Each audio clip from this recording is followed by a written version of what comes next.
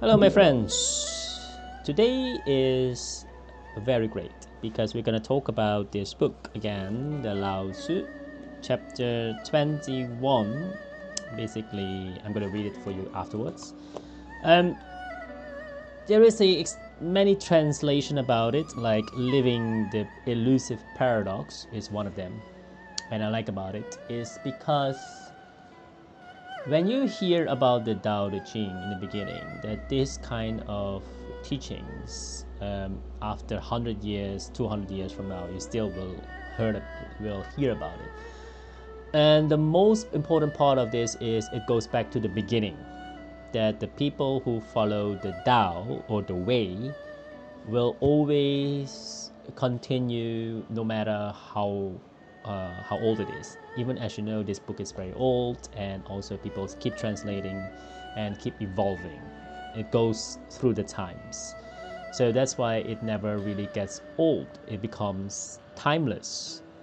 I'm going to talk to you about why this is the case. It's not the way that you might think.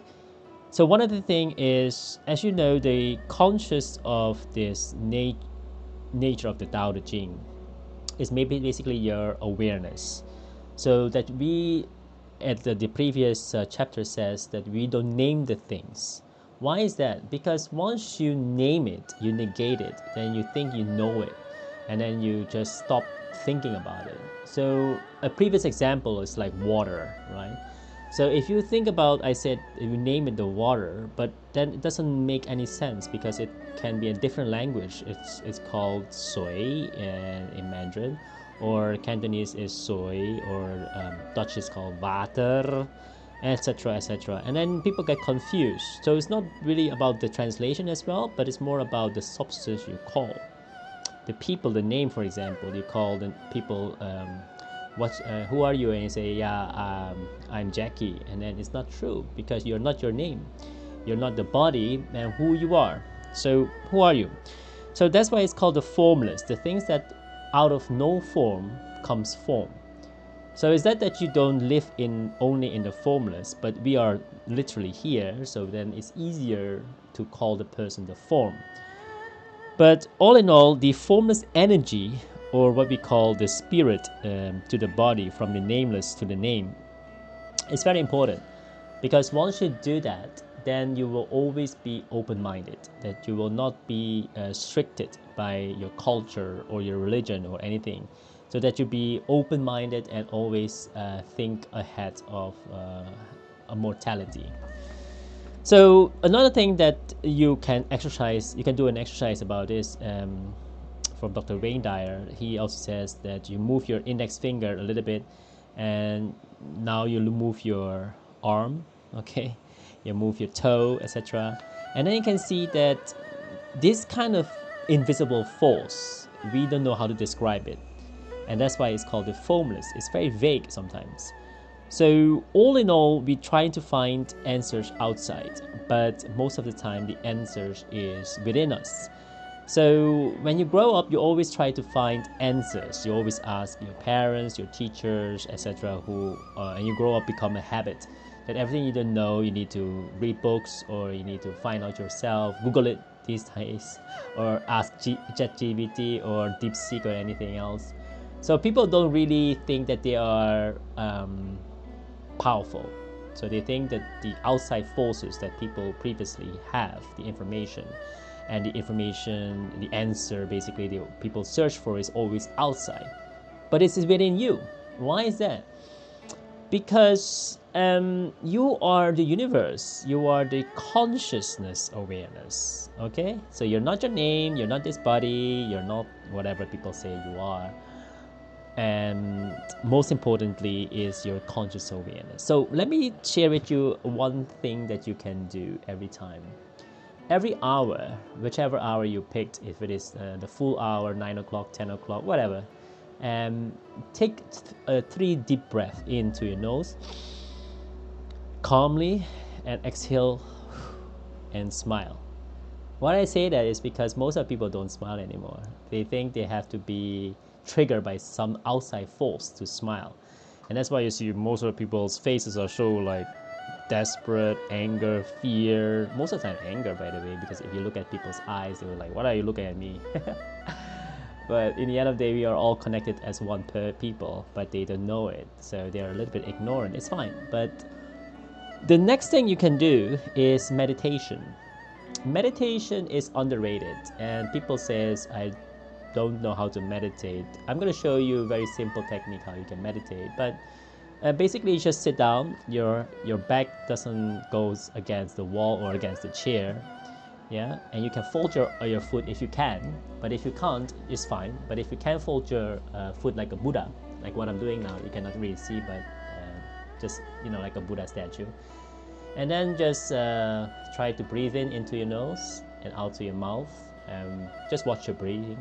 Some people say, do I need to think about something? Do I need, all those garbage on YouTube, and other people, they share about all the kind of meditation there is, flowing meditation, transcending meditation. They just name it just to make sure that people are getting divided.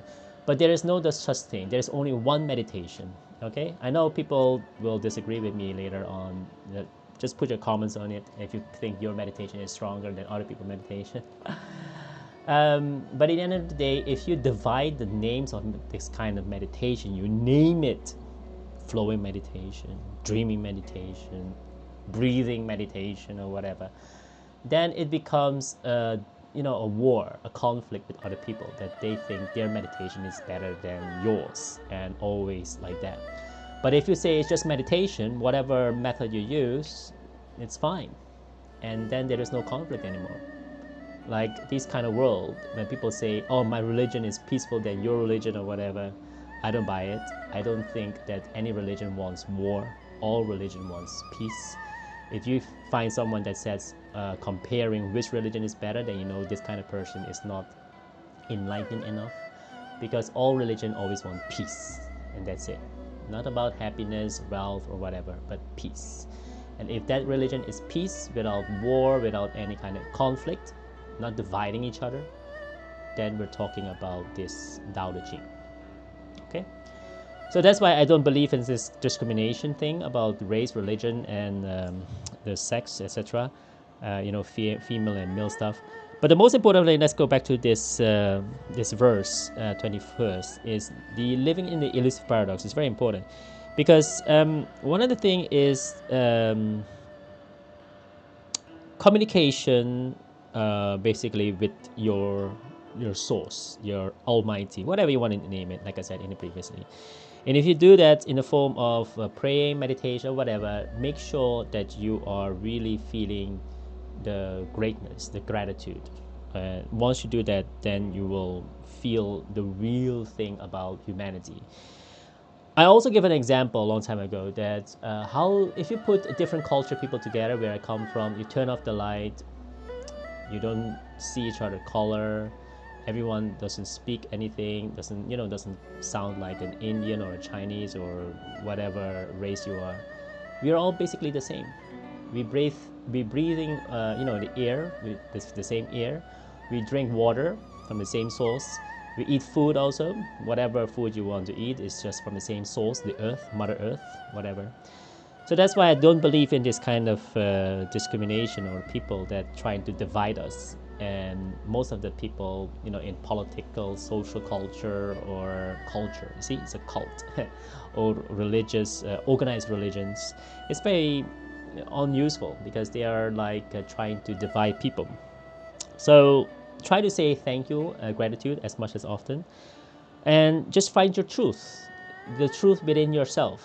And I like about the analogy that long time ago Bruce Lee uses, is basically that the old technique of fighting, people focus on you have to be strong, you have to be physically strong. The new fighting will be more on the target, the goal setting, etc. And then he comes out with the emptiness, that is very powerful.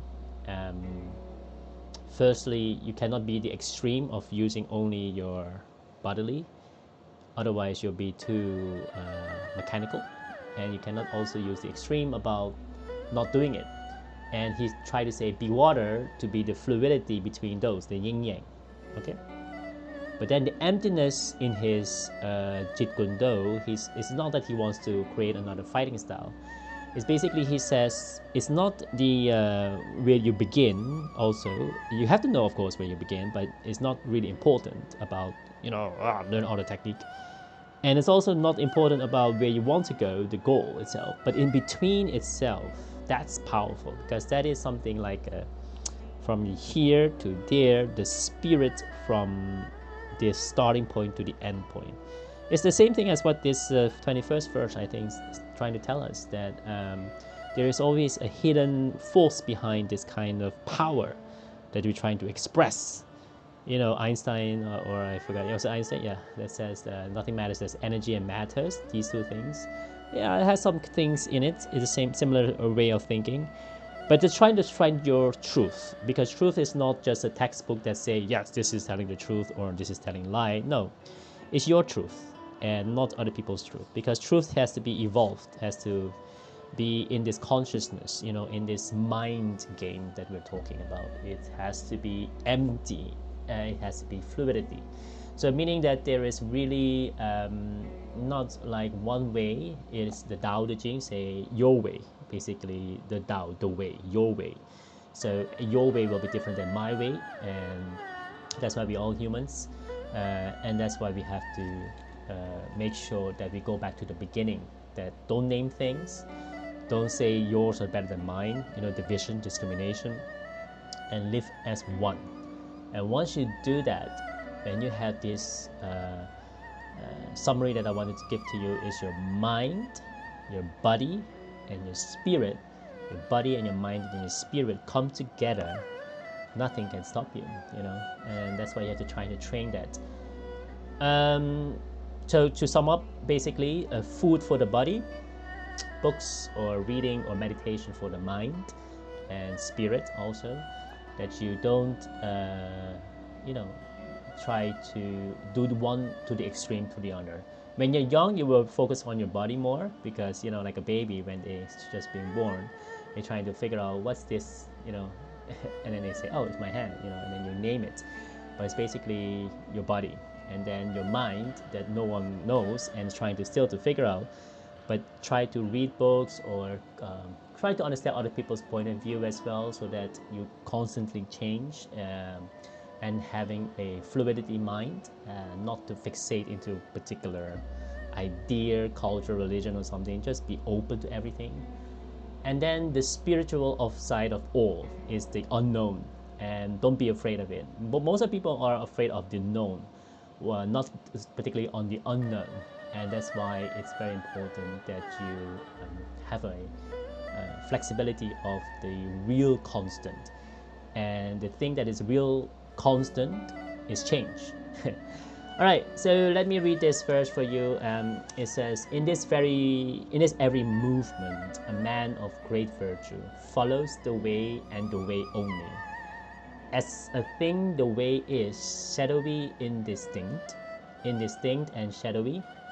Yet within it is in image, shadowy and indistinct. Yet within it is a substance, dim and dark. Yet within it is a essence. This essence is quite genuine, and within it is something that can be tested. From the present back to antiquity, its name never deserted it, and it serves as a means for inspecting the fathers of the multitude. How do I know that the fathers of the multitude are like that? By means of this, Lao Tzu. All right, so let's go to the next chapter 22. Thank you so much. Have a nice day. Bye.